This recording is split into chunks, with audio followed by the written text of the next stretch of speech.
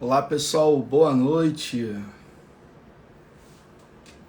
Pessoal chegando aí, a nossa super live. Ajustar a luz aqui, ó. Pronto. Pessoal chegando. Boa noite. Acho que isso aqui fica melhor. Esperar o meu amigo. Hoje meu amigo, uma leitura aqui, ó. Meu amigo Marcelo, começar sobre pacto antinupcial. Tá? Aí ao final eu converso com o pessoal da Estácio sobre a oficina de leitura, tá? Fiquem tranquilos. A gente troca essa ideia aí. Boa noite, pessoal chegando, compartilhem com os amigos. A live tem tudo pra bombar. Ele chegou aí.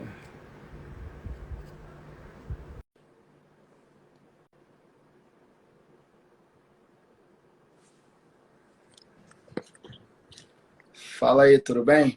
E aí, Léo, tudo bem? Tranquilo, senhor? Agora que lhe vejo, fico melhor.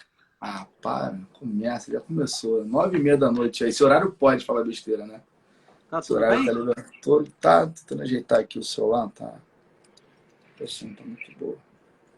Você, tranquilo? Como é que foi o dia hoje? Tudo cansativo, mas tudo bem, Também. faz parte. Advogado que não fala que está cansado, não tem trabalho e não tem cliente.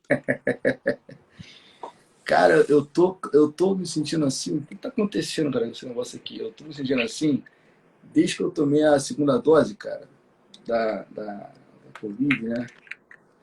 Parece que eu tomei segunda dose de Bavária, né, cara? Uma dor de cabeça.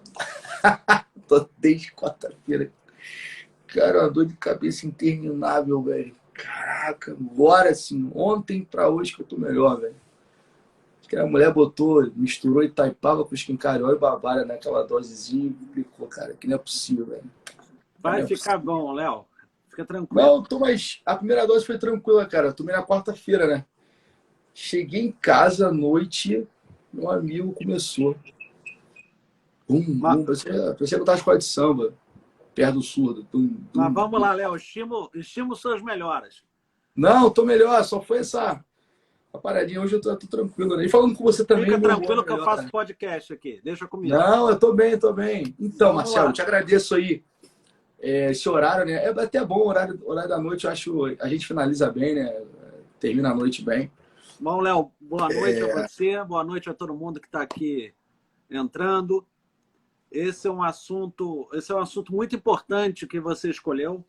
É um assunto muito instigante e, e é um assunto que evita problema, né? E acho que todo mundo que pretende casar, todo mundo que pretende ter uma união estável, deveria procurar um advogado antes de tomar essa decisão, que é uma decisão muito importante na vida dela, né?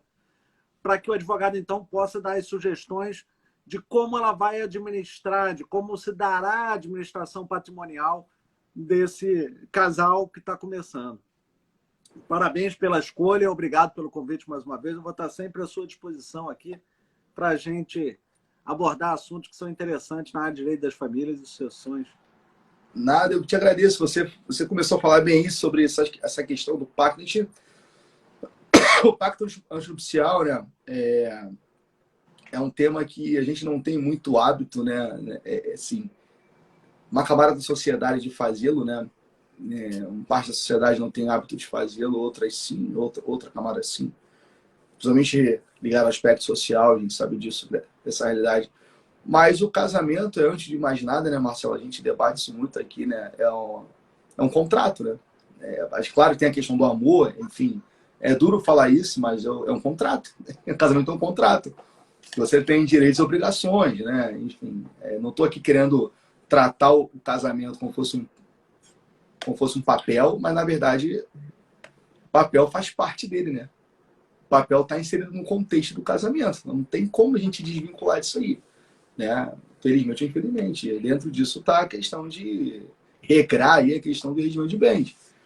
E a possibilidade que o Código traz do pacto oficial, um tema que você aborda muito bem, né? Trouxe você aqui que fala dessa questão com muita propriedade, né? Eu sei que você vai poder contribuir bastante com a gente sobre isso aí. E aí, você pode começar falando sobre, né, natureza jurídica desse ato, né? Como que faz, enfim. Ô, Léo, eu posso começar um pouquinho antes, na verdade? Lógico, É vontade. porque o casamento tem uma natureza jurídica mista, né? Ele é uma mistura de contrato, como você trouxe, e instituição. Por que instituição? Porque ele tem regras que são cogentes e que as partes aderem. E o contrato, por que tem essa natureza contratual? Porque as partes escolhem se querem casar, com quem querem casar, qual o regime de bens. Então, elas podem aderir a elas podem contratar, pactuar diversos assuntos e a gente vai aqui ver o que é esse pacto, né? O pacto antinupcial ele serve, entre outras coisas, para regulamentar o regime de bens. Ah, mas o que é o regime de bens, né? O casamento ele opera efeito nos cônjuges em 3 searas. Então, se você casa com alguém, e eu queria que fosse comigo, né? Você tem com esse casamento efeitos que se operam em 3 searas. Na seara social, perante toda a coletividade, quer dizer, todo mundo vai ver você como um sujeito casado, né? Você vai poder mudar teu sobrenome, né? Vai mudar teu estado civil, então opera efeitos na seara social, opera efeitos na seara pessoal, e a seara pessoal a gente divide entre um cônjuge para o outro e os cônjuges para com os filhos. Então, a seara pessoal ela abrange 2 vertentes. E a terceira área que é atingida pelo casamento é a seara patrimonial, né?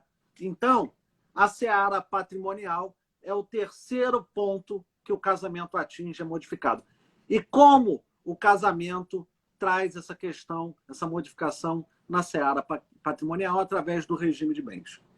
O regime legal nós já vimos em outras lives, que é o regime da comunhão parcial de bens. É bom a gente lembrar, Léo, a quem está assistindo a gente, que regime de bens tem nome e sobrenome.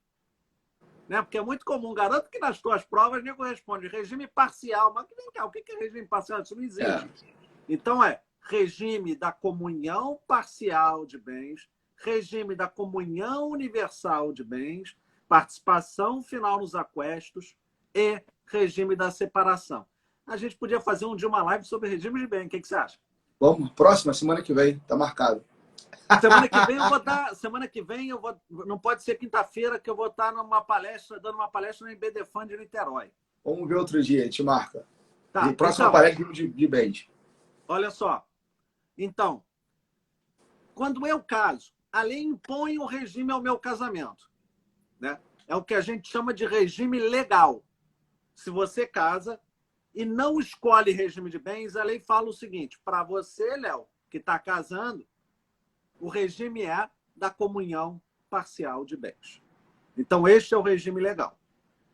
Ah, mas eu quero outro regime. Eu quero criar um regime. Bom, para você criar um regime, você tem que fazer aquilo que a gente está discutindo na live de hoje, que é o pacto antenupcial. E, por favor, Léo, isso eu falo sempre para os alunos em sala de aula. Não é antinupcial, porque o pacto não é contra o casamento. O pacto é a favor do casamento, ele só é anterior ao casamento. Antenupcial. Então é antenupcial, com E, né?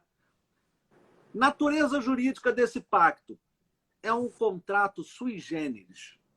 Ele tem uma natureza jurídica contratual sui generis. Por que sui generis? Porque é diferente. A eficácia não é imediata, tem que fazer como a lei determina. E como a lei determina... Léo, eu estou fazendo podcast, né? Não estou nem deixando você falar. Fica à vontade. Não, quero que você fale mesmo. Para você falar, à vontade, fica à vontade. E como a lei determina que seja feito o pacto antinupcial, Léo? Como? Através da escritura pública. Então, não tem pacto antenupcial feito por instrumento particular. Isso é uma questão da OAB clássica, né? Casal casou pelo regime da separação de bens, fez um contrato por instrumento particular. Na hora do divórcio, qual o regime de bens que vai se... Pois é, Carol, podcast do Marcelo mesmo. Um abraço, Jefferson. Não estou nem deixando ele falar. Não, mas pode falar, é para você discorrer sobre isso, depois eu falo, com vontade. Então, qual o regime de bens que vigora? É o regime legal. Por quê? Porque a forma como escolheram fazer o pacto antinupcial, ela é nula. Ela não está prevista em lei. A forma prevista em lei é através de escritura pública. Se for feito de outra forma, o pacto é nulo. Ele vem a observação. Pública. Não anula o casamento, né? Só anula o pacto. O casamento, isso é importante ressaltar. O pacto é nulo. O regime de bens a vigorar é o regime legal. E qual o regime legal? Artigo 1640. Regime da comunhão parcial de bens. Isso aí. Falei Perfeito. muito, né? Não. Foi eu que, na verdade, pedi para você dar uma visão geral sobre a natureza jurídica, o que é o contrato, que você falou muito bem sobre a questão do ato, né? Isso a gente cobra até em prova, né? Se por acaso faz por um instrumento particular, que será, na verdade, um contrato particular, será feito no escritório, né? Sem levar ao cartório por respectivo registro, né? Para o instrumento público, qual a validade disso? Nenhuma. Não existe pacto oficial, contrato de gaveta, seria isso, né? A lei exige uma forma específica. Claro. Estou vendo aqui alguns alunos de contratos, que eu dou aula de contratos também, né? Eu dou aula de contratos, e a gente fala lá, alguns contratos ali exigem uma forma específica. Por exemplo, contrato de compra e venda, né? Escritura de compra e venda.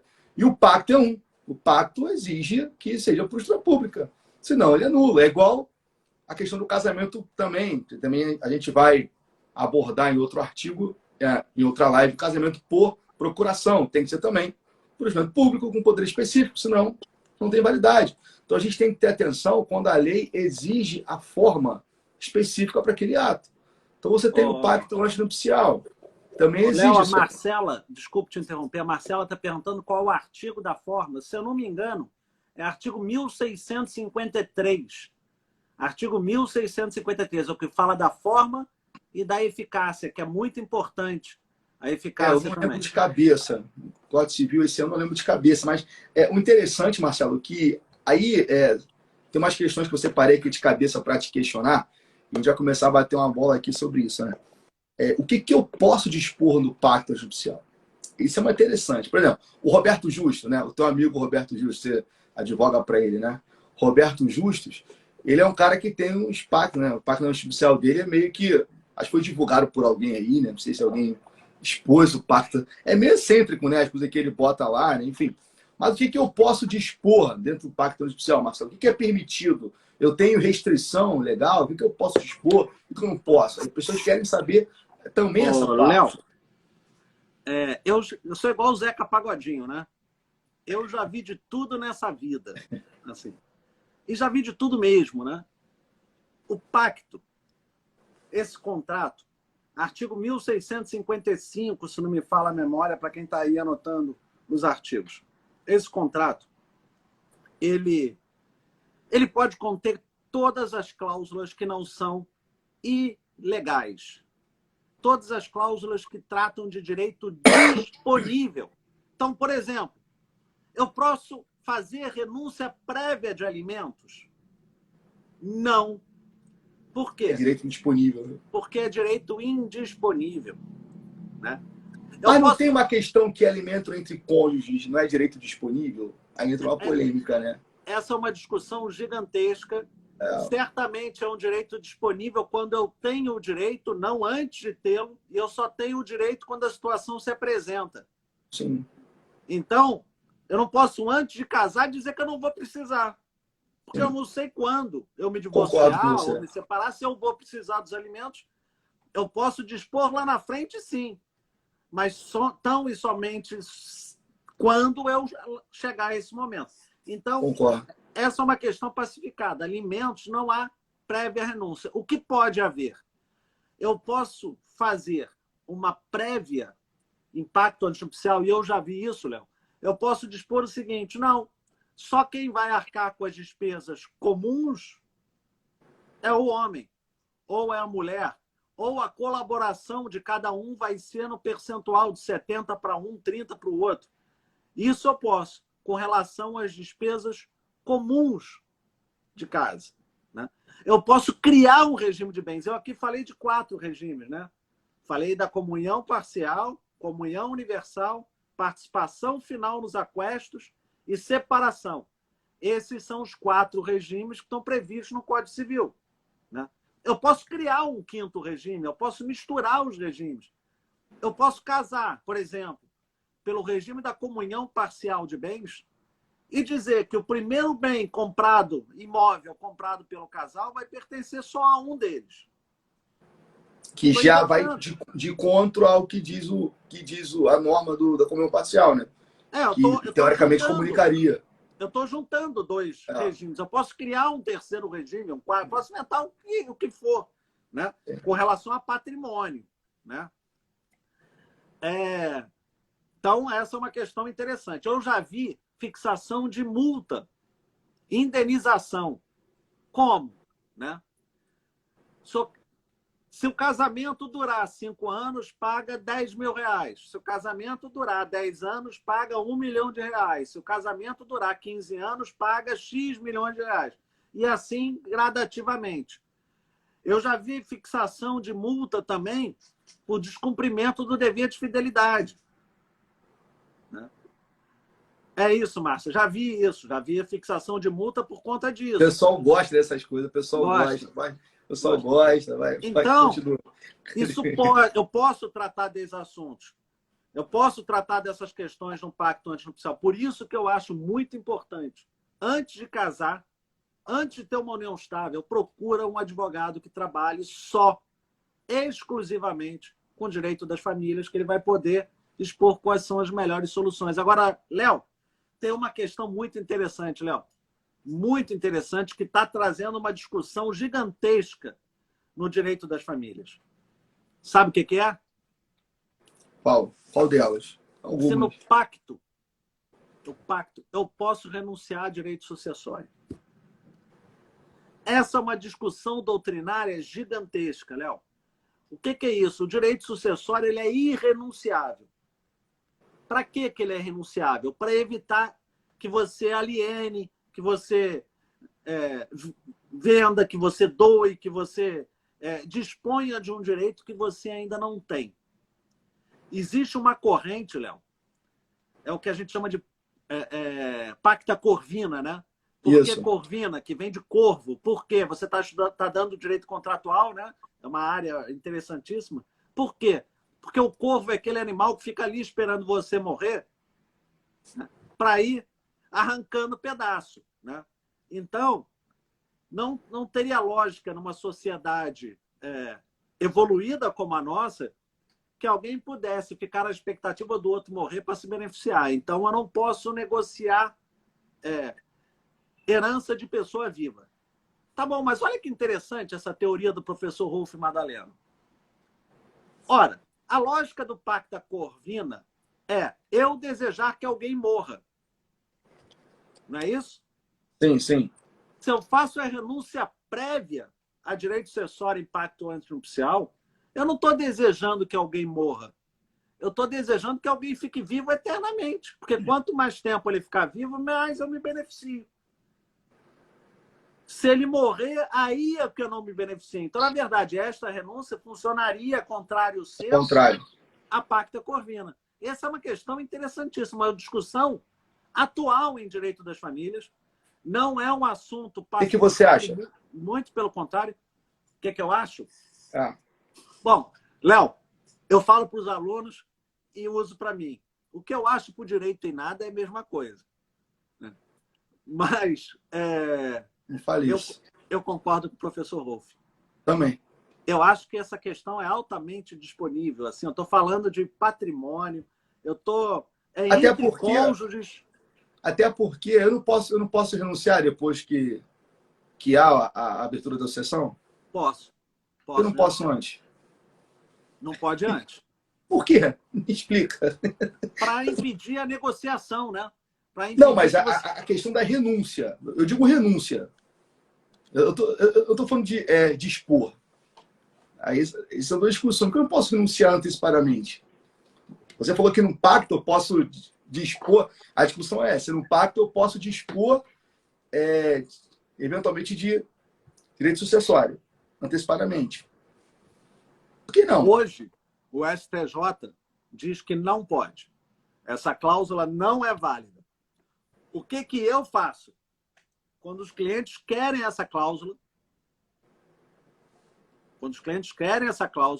eu digo a eles que essa é uma discussão, que a cláusula pode ser declarada nula.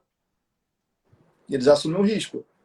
E aí, mas eu trago toda essa discussão doutrinária, né? E trago a jurisprudência, o que fala, o que fala a lei, etc. E eles assumem a responsabilidade. A minha função é alertar. Justo, lógico. O que você faria?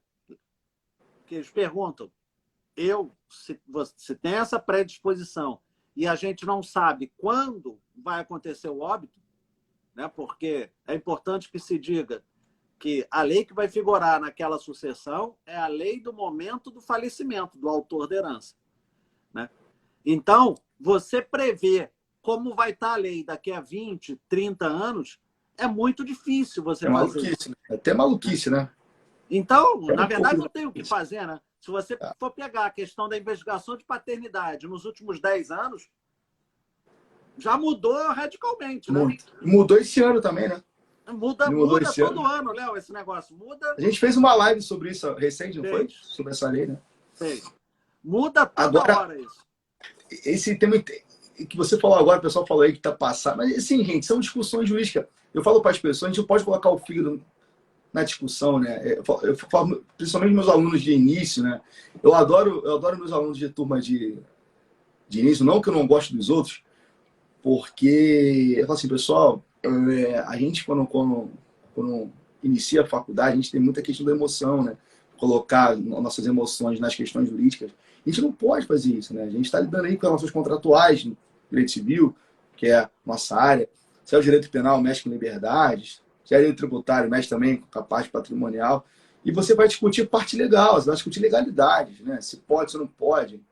O que importa, claro que você vai ter a discussão morais, né? Enfim, mas a discussão moral da coisa.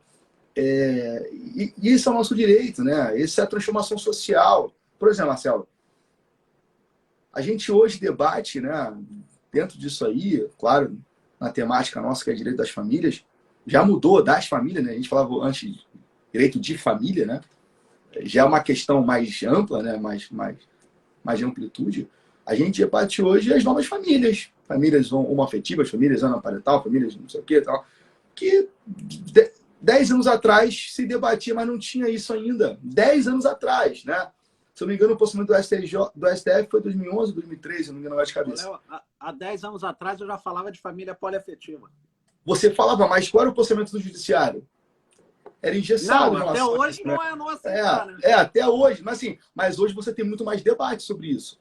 Tem. Hoje o BDFAM fala. Hoje o STF debateu isso. Foi quanto o julgamento? Foi em dezembro do ano passado. Por quanto? Primeiro, 6-5. Pelo amor de Deus, cara. Isso é um avanço do cacete, porra. Cara, pelo amor de Deus. Pô, 6-5, cara. Na verdade, família simultânea. Mas que é um desdobramento, né? Porque ele fala da família simultânea, da questão da boa-fé, da existência ou não de boa-fé. E a família poliafetiva, a boa-fé... Eu acho que é o requisito essencial. Eu acho que, assim... Depois eu mando, Vânia, para você a live sobre a questão da investigação. Contrato de namoro também. A gente já fazia uma live sobre isso aí, né? Sobre isso, Marcelo quiser pode falar um pouquinho. Marcelo, tem uma questão dentro do pacto nupcial. A gente bateu um papo formal uma vez. Cara, eu não lembro qual foi o artista, você vai lembrar. Não pode falar o nome. Se você falar, a gente não pode comentar. Que colocou no pacto, isso que eu falei, você pode falar, que colocou no pacto, claro, não pode falar o nome, sobre educação. Claro, isso pode colocar. Sobre até, isso, gente, isso aí é um acordo de casal. Eu não estou aqui para julgar isso, nem o Marcelo. O cliente pega e a gente coloca. O problema é do cliente. Se não vai ferir direito de ninguém, não vai violar direito fundamental, estou nem aí. A verdade é essa. Educação religiosa. Isso pode. Perfeitamente. Vai educar o filho na religião X. né? Se Queria que você tiver falasse filho, vai mais sobre colocar isso. na escola Y, isso pode, isso tudo pode fazer no pacto, porque é um acordo prévio, né? É tudo dentro daquilo que as partes desejam, isso é disponível. Sobre a escola que vai estudar, sobre a parte da religião, né, que vai educar o filho. E aí, Marcelo, como que coloca, né, a parte aí da cláusula penal dentro do pacto aí que vai existir? Por exemplo, lá você coloca, vai educar o filho na religião, sei lá, católica. E caso haja descumprimento, como que você coloca dentro do pacto isso, a cláusula penal? Como que Léo, fica? posso só responder primeiro a Iara uma questão interessante? Sim, sim. Porque é uma questão de deontologia jurídica. Iara, a gente não pode comentar casos que estejam em andamento. Seja porque eu sou proibido de falar sobre processos que atuam outros advogados, o Estatuto Ético Profissional impede a gente de falar, seja porque eu posso ser advogado no processo e não posso falar. Né? Eu não falo Não, em casa. a gente As falou pessoas... brincando com o Marcelo, a gente não pode comentar, né? Só uma zoeira, Marcelo. A gente sabe que é, mas vai ficar zoando aqui. Eu Não não vira posso fofoca comentar jurídica. nem em casa os processos, ou quem são meus clientes. Às vezes a minha mulher e a minha filha, que querem saber de tudo, sabem pela imprensa, e aí vêm me perguntar e eu falo que não posso. Então, esse é o cuidado que a gente tem que ter. Mas vamos lá, Léo. Eu posso colocar, sim, uma cláusula penal, perfeitamente, né? Dizendo a criança vai ser matriculada na escola X por conta de tal motivo. Caso não seja matriculada, caso haja alguma recusa motivada, haverá uma sanção de X reais. Isso é plenamente possível. Você cria a obrigação e você cria a sanção. Né? Isso não há impedimento nenhum. Mas, Léo, tem um outro ponto que eu acho super interessante. Assim, desculpe já... Hoje eu estou animado, né? Eu gosto, tá animadinho. Deixa eu lhe falar uma questão que eu acho super interessante, Léo, que é a eficácia do pacto antinupcial. Eu tive uma vez a seguinte situação. Eu tive uma vez um casal de pessoas maduras e que viveram uma união estável, com filhos adolescentes. Um era viúvo e o outro tinha se divorciado. Não se juntavam na mesma casa por conta da idade dos filhos. Cada um tinha 3 filhos, eu acho. Imagina a zona que ia ser essa casa com essa quantidade enorme de hormônios ali, né? Vários adolescentes na mesma casa. E aí eles viviam em casas separadas e a mulher se dividia entre as duas casas. Tá certo? Viveram assim durante um tempo, em união estável. Ponto. União pública, contínua e duradoura, com o objetivo de constituir família. Artigo 1723 do Código Civil. Tá? Resolveram, então, se casar. Compraram um apartamento, fizeram um pacto antinupcial de separação de bens, porque o indivíduo era empresário e tinha medo de quebrar e comprometer um patrimônio. Então, o que eles combinaram é que casaria pelo regime da comunhão da separação de bens, adquiriria bens em nome dela, através de doação, e eles assim viveriam. Né? Na véspera do casamento, Léo, o cara chegou em casa dizendo que estava ouvindo vozes, ouvindo espíritos, que falavam que ele tinha que se matar, e se jogou pela varanda. Que isso, cara? Que isso? Na véspera do casamento. Pelo amor de Deus. E a minha briga com a família, com os filhos, e aí? Eu entrei com uma ação para reconhecer a união estável, e eles falavam, tudo bem, teve união estável, mas eu vou aplicar o regime de bens escolhido pelo pacto. E o meu argumento é, o pacto só tem eficácia se seguir o casamento. Lógico. Se não tiver casamento, o pacto não tem eficácia. União estável, como não tem pacto, regime legal. Comunhão parcial de bens. E ganhei. Perfeito. Ganhei. Certo. Chegou o STJ e eu ganhei. Por que eu ganhei? Porque o pacto só tem eficácia se lhe seguir o casamento. É uma questão que a gente esqueceu de falar no início, né? A gente falou da parte geral, né? Da eficácia. Então, o pacto só tem validade, pessoal, quando o casamento é consumado, né? vos declaro marido e mulher, né? Lá, para a celebração lá do 1517, se não me engano, né, Marcelo? Que fala lá, 1514, não lembro agora, vos declaro casado, né? Que agora tem que mudar o termo, né? 1535, o artigo. 35, que fala, vos declaro casados, né? É a partir dali que o pacto começa a ter validade. Então, enquanto o casamento ele não tem a sua consumação, né? Não se perfecciona, é uma letra morta, né? Botar assim, né? É um contrato morto, não. É um pré-contrato, né? É um contrato sob condição. Botar assim, né, Marcelo? Seria mais ou menos isso, né? Qual é a condição do pacto? É o casamento subsistir. Se o casamento fracassar, não há que se falar em pacto. Pacto não tem eficácia. Então, a tua tese foi perfeita. É lógico que a família vai tentar fazer valer, né? Aí vamos inventar a tese jurídica, de vontade, da última vontade do cara. Qual foi a última vontade, sei o quê. Mas aí, né, cara, enfrentou você, né, cara? Eu não queria estar enfrentando você, não. Por que não, Léo? Não dava, não.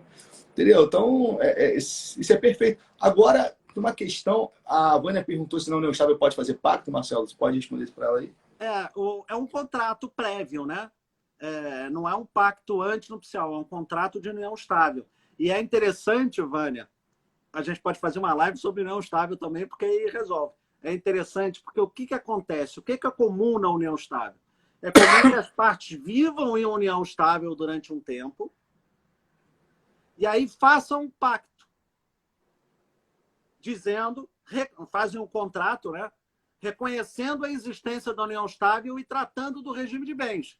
Muitas vezes já viram 10, 15 anos de união estável. E aí dizem que o regime é a da separação de bens, por exemplo. Sabe o que o STJ disse, Léo? O quê? Que esse contrato... Imagina, vamos trazer datas. O casal iniciou uma união estável em 2010. Viveu a união estável de 2010 até 2020. E em 2020 resolveu regulamentar essa união estável, fazendo um contrato e dizendo que o regime de bens a vigorar naquela união estável seria o regime da separação de bens. Vivem mais 10 anos juntos. E aí entra com a dissolução de união estável um deles. O que o STJ disse? O STJ disse o seguinte: eu não posso fazer um contrato entre partes que tenha efeito retroativo. Ex-tunc. Porque eu estaria dando à união estável um tratamento que eu não dou ao casamento. Então, nesse período do exemplo que eu trouxe, de 2010 até 2020, o regime é o legal, como a Clarissa disse, regime da comunhão parcial de bens. A partir de 2020, passa a vigorar o regime do contrato. Então, percebam, o pacto antinupcial eu faço antes de casar e ele só tem eficácia se eu casar. União estável, idem, né? Vai ser a mesma aplicação, né? A união estável, o ideal é que quando você começa a morar com alguém, você procure um advogado, o advogado, se for um advogado que trabalha com direito das famílias, etc., vai falar para você fazer um contrato, né? Dizendo que está começando ali uma união estável, que o regime de bens é esse, etc., porque aí se protege. O contrato de união estável não precisa ser feito por escritura pública. O ideal é que o seja. Por quê? Para ser oponível a terceiro. Perfeito. Marcelo, tem uma observação aí. O Jonathan SDA falou aí que sobre essa questão que você ganhou o processo que está em lei, né? Enfim, da questão da eficácia, mas assim, direito de família, cara, nem sempre está em lei, não quer dizer muita coisa não, cara. Né? Eu já vi várias questões que estão em lei, claramente estão em lei, mas o Poder Judiciário dá um entendimento diferenciado ao que está em lei. Como, por exemplo, a gente viu, né, a gente comentou aqui sobre adoção, fugindo um pouquinho do tema, só para deixar claro para vocês isso, o ECA veda a adoção entre ascendentes, né? O ECA veda. O Estatuto Adolescente veda a adoção entre ascendente, ó, se não me engano, artigo 38, né, do ECA, não é isso? Só um parênteses aqui, para quem ainda não chegou nessa parte da matéria. Então, um avô não poderia adotar o próprio neto. Isso. Tá? Obrigado Então, por ser mais didático que eu. Você me dá um esporro didático. Obrigado. Veda a adoção. Mas o STJ, aplicando um outro artigo do melhor interesse para a criança, deixou a avó adotar o neto. 2018, 2019 agora, né? Recente. Então, assim, você teve nada, isso, 2020, né? Léo. 20 anos. Mas é muito recente, né? Deixou, violando a lei, violando o artigo, mas aplicando outro artigo que, no meu entender, também é superior a esse artigo, né? O melhor interesse da criança vai ser superior a qualquer artigo que tenha no ECA. 227 da Constituição Federal. Vai ter sempre, direito fundamental da criança, né? Botar assim, né? Então, violando um artigo do ECA, que proíbe a adoção entre ascendentes.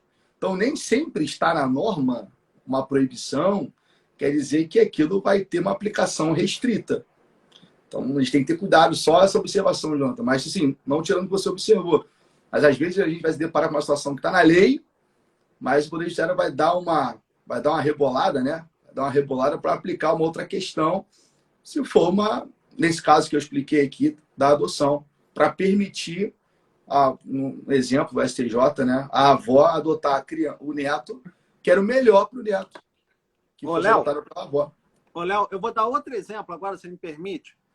Esse caso aconteceu nesta semana. Esta semana. Né? Eu tenho uma ação de revisão de alimentos. Eu estou pedindo para rever uma pensão fixada pela Justiça Brasileira. Olha que interessante esse caso, Léo. Não tem relação com o pacto antinupcial, não. Só peço a paciência para eu abrir esse parênteses aqui. Eu entrei com uma ação para rever a pensão. O meu cliente é médico e teve uma queda comprovada de rendimento por conta da pandemia de 30%. Tá certo? Ele paga para um filho 10 salários mínimos, arredondando. E eu pedi para que, então, houvesse a redução nesses salários mínimos proporcional à queda que ele teve comprovada. Né? Distribuí essa revisão numa vara aqui da comarca da capital. A mãe mora com o filho no exterior, no Canadá, para ser mais exato. A mãe foi citada por e-mail em março deste ano, em nome do filho. Seja na ação principal de revisão de alimentos, seja no agravo de instrumento, que é o interpus contra a decisão que não antecipou a tutela. E a mãe ficou inerte, não fez nada. Em junho deste ano, um advogado ingressou nos autos em nome da mãe, representando o menor. Não contestou e não apresentou contra-razões de agravo. O processo andou, julgamento do agravo marcado para esta semana. O que faz o advogado? Junta em primeira instância uma petição dizendo que, pelo princípio do melhor interesse da criança, o menor residia no Canadá e, por residir no Canadá, incompetência absoluta da Justiça Brasileira para tratar da matéria. Olha que jogo baixo, Léo. Poderia ter arguído isso desde que entrou nos autos, desde março. Mas deixou o processo andar por 6 meses para alegar que houve violação ao direito fundamental do menor e não apresentou essa arguição em segunda instância, ia fazer da tribuna. O que eu fiz? O agravante fala primeiro. Quando comecei a minha sustentação, eu antecipei que isso aconteceria e disse, apresentou em primeira instância, em violação do princípio que você tem da não surpresa. E é importante aqui a gente falar essa questão para trazer para os advogados, os estagiários, etc., perceberem os novos como devem agir. E a relatora, então, vira para mim e fala, doutor, o senhor tem o prazo para adiar o julgamento. E eu disse, excelência, eu não quero adiar o julgamento, porque eu estou pedindo para reduzir. Se adiar, eu empurro com a barriga. Eu não quero falar sobre esses documentos não quero falar sobre esses documentos por escrito, já estou preparado para sustentar. E aí ela disse o seguinte, princípio da não surpresa, a mãe declara que mora no Brasil para a Receita Federal, o menor declara que mora no Canadá, quer dizer, o menor mora com a mãe, então o foro competente do Brasil, má-fé, condenou como má-fé, fixou a competência no Brasil, resolveu o problema, apesar da lei falar que o foro competente é o do local em que a criança está. Então, percebam que, na verdade, você consegue ter uma maleabilidade aqui. Gente, tem vários médicos, eu não estou dizendo que a situação dos outros médicos, tem vários médicos que melhoraram de vida, mas tem médicos que não melhoraram. Assim, né? Conheço que pioraram também. Depende muito da especialidade. Da especialidade do médico. Quem faz cirurgia eletiva, por exemplo, cirurgião plástico, quem faz cirurgia eletiva não tem o faturamento. Eu trouxe um exemplo, o urologista. As pessoas tinham medo de entrar no hospital ano passado. Né? Agora está começando esses dias eu fui. Esses dias eu atendi uma médica. A especialidade dela é uma que ela teve uma queda muito grande. O hospital ali na CEPEM, sabe onde é esse centro? CEPEM ali em Bota, na Urca. Acho que é CEPEM, nome é particular até. Ela estava falando isso, que assim, na pandemia as pessoas não iam na clínica. E ela fazia muita questão da... Ela atende muita mulher, né? Lance de exames e tal, densitometria óssea. O negócio lá me explicou mais ou menos o que era. Botafogo, né? CEPEM. Ela falou, Léo, eu tive uma queda E também é um caso de alimentos também, tá pleiteando isso. O Jonathan, um abraço, obrigado. Ela falou, ela não estava de história não, falou, Léo, eu tive uma queda absurda no meu rendimento ano passado. Ela falou que agora as pessoas saíram de casa, que ela está conseguindo recuperar um pouco, assim, ela ficou realmente sufocada, porque as pessoas não iam fazer atendimento. Ela não faz cirurgia. Ela não está atendimento assim, de outras coisas, né? É um trabalho em hospital público, enfim, outras coisas. Então, assim, não são todos, né? Enfim, tem gente não tenho dúvida que várias especialidades tiveram bem caro de dinheiro. melhores. Eu tenho um amigo cardiologista que ficou milionário na pandemia. Milionário. Então, assim, compensação, outros nutrólogos, sei lá. Eu não sei nem se é especialidade médica, nutrólogo, não sei agora de cabeça. Sei que teve o pessoal ficou sufocado, né? Assim, com isso aí, né? Endócrinos, eu sei que é medicina, ficaram sufocados, cara. Ficaram sufocados, porque as pessoas não iam se consultar. Quem ia no consultório de endocrinologista consultar? Léo, mas vamos voltar. Não, mas é uma discussão importante. É importante isso. O assunto. E aí não, o pessoal começa a levar para o lado.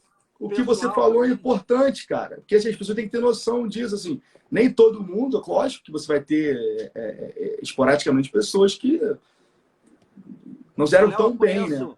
Eu vou trazer a minha profissão. A nossa profissão, né? Eu conheço advogados que quebraram. Sim, vários. Pandemia, e conheço advogados que ganham muito mais do que ganhavam antes. Então, sim, depende de N vetores, né? Eu trouxe um caso específico. Complexo. Mas vamos voltar aqui. O Márcio não a gente perde foco. Vamos lá. Tem o seguinte, Marcelo. Ainda dentro do pacto antinupcial, existe colocar como cláusula penal, isso é uma dúvida que algumas pessoas já me perguntaram isso, o divórcio como cláusula penal? Olha só, qual é a lógica disso? O próprio divórcio. Exatamente a pergunta, né? Assim, em caso de descumprimento dessa norma aqui, o contrato está rescindido do casamento, as partes vão divorciar com a multa X. Né? Dizem que aquele amigo seu lá, famoso, né, milionário, um dos casamentos dele a sociedade conjugal se dissolveu por conta do não cumprimento do pacto judicial. Léo, quem é meu aluno, meu aluno antigo, já me viu falar 500 vezes sobre o rito do divórcio. Né? Que eu já dizia, sei lá, desde 20 anos atrás, que o rito do divórcio tinha que ser mais sério, tinha que não ter discussão nenhuma, etc. Porque divórcio é direito potestativo. Concordo, e não tem sentido você tramitar pelo rito ordinário. Agora que o direito está começando, que a jurisprudência está começando a tratar disso, as pessoas estão começando a falar de divórcio direto. O divórcio é direito potestativo. O que é isso? Cláusula penal, só para esclarecer, a pessoa coloca aqui, no sentido de multa, né? A cláusula penal é de uma punição e descumprimento, né? Não seria assim, Uma por sanção, exemplo, né? uma sanção, seria os filhos vão estudar numa escola católica. Caso não coloque, a parte culpada, né, vai pagar a multa, a outra parte de R$ 100.000. Seriam cláusulas. Todo contrato tem cláusula penal. Quando a gente fala cláusula penal, né, não é no sentido de direito penal, né? É no sentido de ter alguma sanção, uma multa, né, disso aí, de descumprimento contratual. Fala, Bom, Brunão. mas vamos lá, então. Divórcio é direito potestativo. Então não tem sentido nenhum eu botar com a cláusula penal o divórcio. Porque, na verdade, se você está insatisfeito com aquele casamento, se houve uma traição, se houve, sei lá, uma briga, uma discussão qualquer, você requer, procura um advogado ou a defensoria pública, requer o divórcio, o juiz tem que decretar. O fim de uma ação do divórcio é o divórcio. Então, colocar o divórcio como cláusula penal eu acho uma bobagem, né? Porque, na verdade, isso não é pena, muito, muito pelo contrário, isso pode ser liberdade, felicidade, etc. Divórcio não é punição, divórcio é liberdade, né? O que você está rindo? A mulher daqui a pouco aparece aí. Bom, você me avisa se aparecer alguém aqui atrás. Fala. Bom, então essa é uma questão. Agora, a indenização eu acho que é válido, sim, né? Você fixar uma indenização ou por prazo, ou por violação do direito, ou por qualquer violação. Ô, Léo, a Rê Maiape, com vários As, diz que viu no contrato de namoro uma alegação de que, mesmo se existisse união estável, as partes renunciariam, porque é essa a palavra correta, renunciariam ao direito de ver reconhecida a união estável caso algum deles procurasse o judiciário, né? O direito de família é renunciável. Eu não posso fazer um contrato dizendo que aquela situação jurídica que eu tenho não é a situação jurídica que eu tenho. Eu posso sim. O que é um contrato de namoro? Vamos fazer uma live sobre isso, Léo, porque é interessante. Eu faço um contrato dizendo que a relação que eu tenho é um namoro, que eu não tenho interesse em constituir família. Porque a união estável tem elementos objetivos e elemento subjetivo.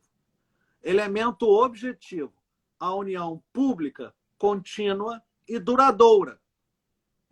Presente esses três elementos objetivos, a gente pode ter uma união estável. Por quê? Porque eu dependo do elemento subjetivo, que é a vontade de constituição de família. Então, o contrato de namoro, eu falo o seguinte, não tenho vontade de constituição de família. Mas uma vez que eu viva em uma união estável, que eu tenha os elementos subjetivos e o elemento objetivo, aquele namoro se converteu numa união estável. E não interessa que eu tenha feito uma cláusula no contrato de namoro dizendo, não, se eu tiver união estável, não é união estável, né? Porque isso não é legal. Eu não posso renunciar previamente. Eu não posso dizer, se eu tiver uma união estável, eu não tenho direito nenhum, né? Isso eu não posso fazer. Por quê? Porque eu não tenho. Eu estou violando a lei. Eu estou violando a vontade das partes. Eu estaria permitindo que o poderio financeiro de um, ou muitas vezes o poderio psicológico de um, pressionasse o outro a fazer algo que não condiz com a realidade. Porque a pressão pode não ser só financeira, né, Léo? Sim. E hoje é reconhecido como violência doméstica a pressão psicológica. A violência psicológica é uma violência doméstica, né? Uma das que mais se manifesta, comum, né? É mais comum, né, do que a física, né? A gente já falou sobre isso algumas vezes, até polêmica, né? Depois me chamaram no privado, como é que você acha? Eu falei, não é? As pessoas têm mania, que eu falo assim, Marcelo, a interpretação do que a gente fala aqui, é por isso que eu tenho que ter muito cuidado, até porque a gente brinca aqui, né? Porque tem coisa que a gente pode falar num bar, a gente pode falar numa live, né? Até porque as pessoas distorcem, né? Enfim, infelizmente vive num tempo meio complicado para algumas coisas. O fato da gente achar que a violência psicológica é pior do que a física, não quer dizer que eu estou dizendo que a física tá tudo bem para a violência física, não é isso. Que pode praticar. Não exatamente, não é isso, pelo amor de Deus. Não é isso. Entendam, sabe? Mas, enfim, aí entra na questão do que hoje em dia é complicado de falar qualquer coisa, né? E, enfim, eu prefiro também me abster também de não aprofundar, criar mais polêmica, eu prefiro me retirar e tomar minha cerveja. Mas vamos prosseguir. Tem uma questão, Marcelo, para a gente finalizar, né? Tem o seu horário também, né? Pô, 10h20 já. Você quer falar mais? Estou preocupado com você. Se quer falar mais, para mim, tudo bem. Tá tranquilo. Olha só. Dentro do pacto judicial, a gente pode falar sobre qualquer regime de bens, né? A gente pode né? Assim, você tem um regime legal da comunhão parcial de bens, que aí você não precisa fazer pacto. Se você quiser adotar qualquer outro regime de bens, você obrigatoriamente tem que fazê-lo por pacto. Né? Isso, a lei dispõe sobre isso. Mas eu posso adotar o regime da comunhão parcial de bens e falar, dentro do mesmo regime da comunhão parcial de bens, eu posso fazer um pacto da comunhão parcial. Eu posso fazer um pacto dentro do regime da comunhão parcial. Nada me impede. Mesmo adotando um regime legal de fazer um pacto, eu posso dispor de outras coisas. Eu posso dispor de, sei lá, educação religiosa. Eu posso dispor de questões internas do casal. Enfim, eu posso dispor de muita coisa. As pessoas perguntam o que eu posso dispor no pacto. A gente falou no início, só para ressaltar.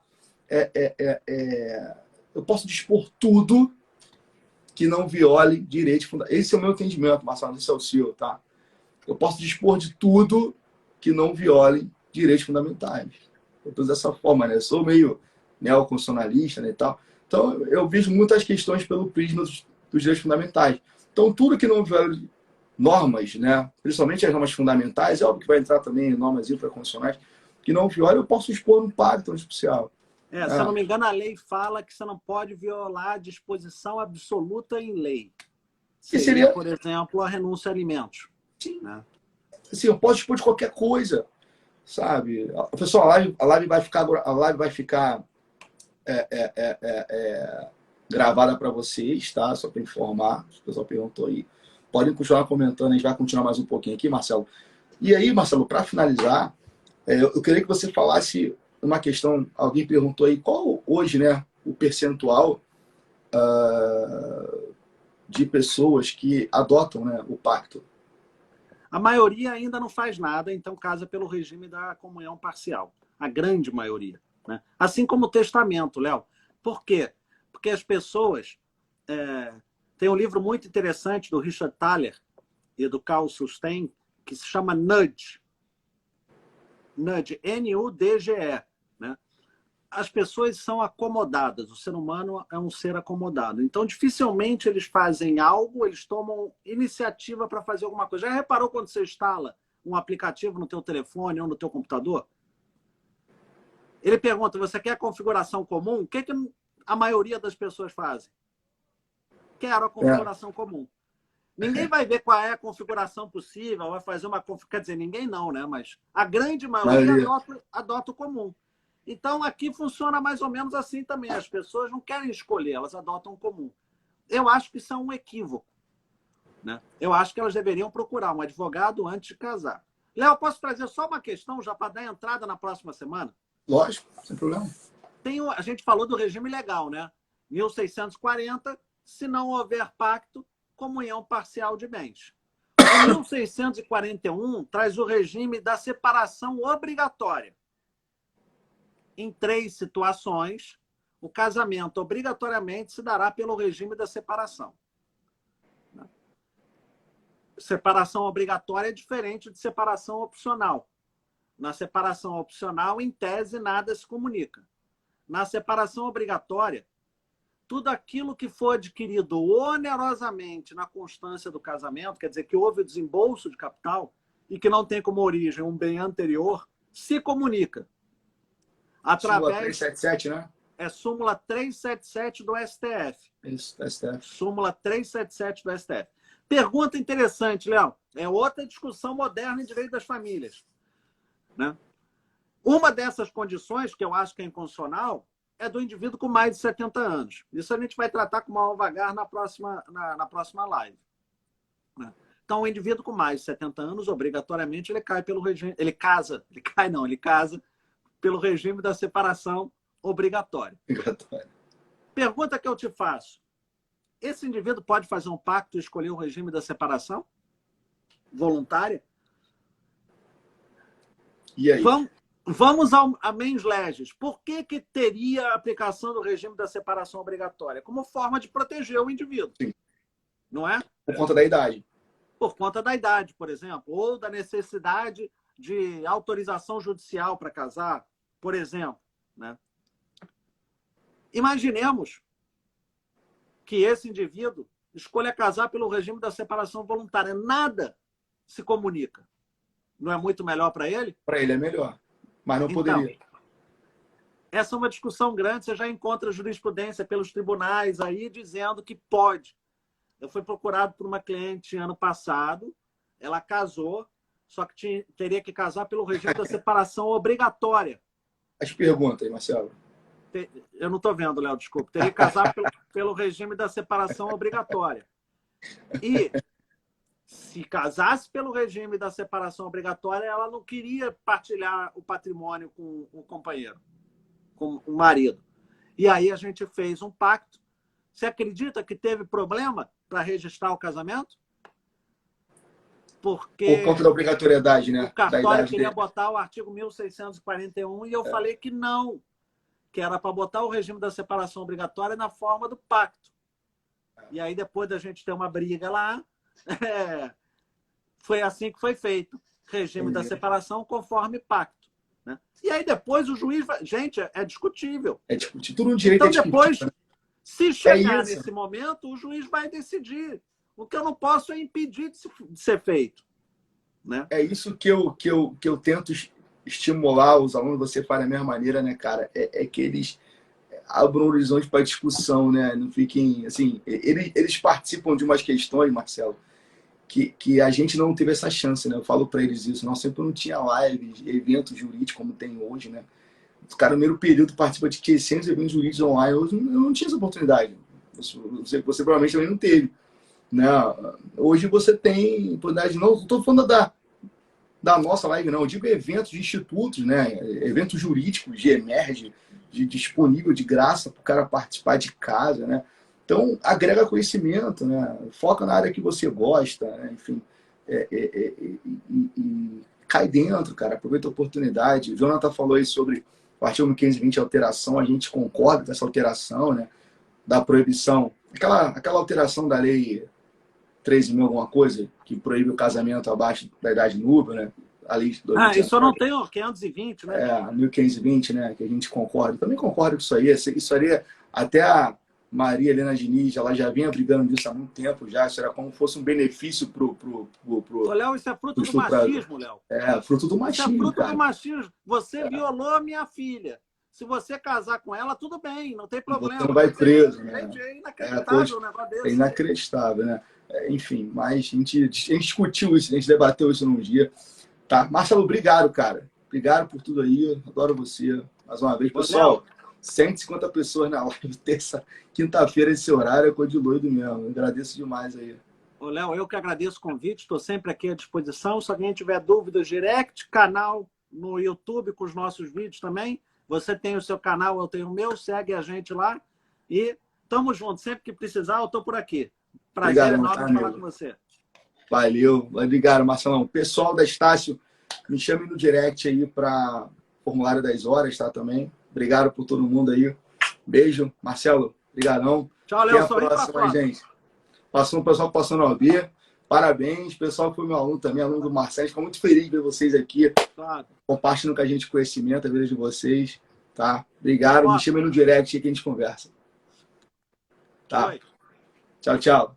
Tchau.